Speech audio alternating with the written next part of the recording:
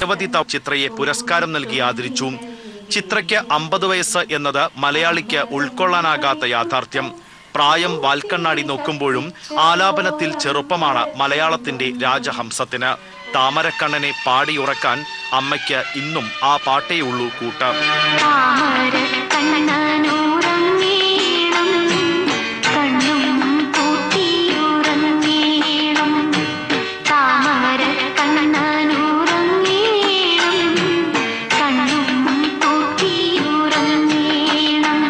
എത്രയെത്ര സായന്തനങ്ങളെ ആ പാട്ടുകൾ ചന്ദ്രികാലോലമാക്കി.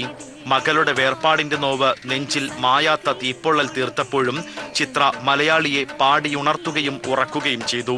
50ന്റെ നിറവിലും കാന്തി കുറയാതെ നുകരാം ആ പാട്ടിലെ അമ്പിളിച്ചന്തം. ഇന്ദുപുഷ്പം ചൂടി നിൽക്കുകയാണ് നല്ല പാട്ടിന്റെ വൈശാഖ പൗർണമി.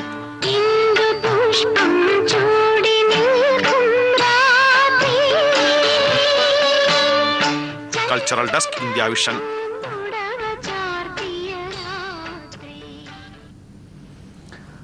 കാലിക്കറ്റ് സർവകലാശാലയിൽ അധ്യാപകരെ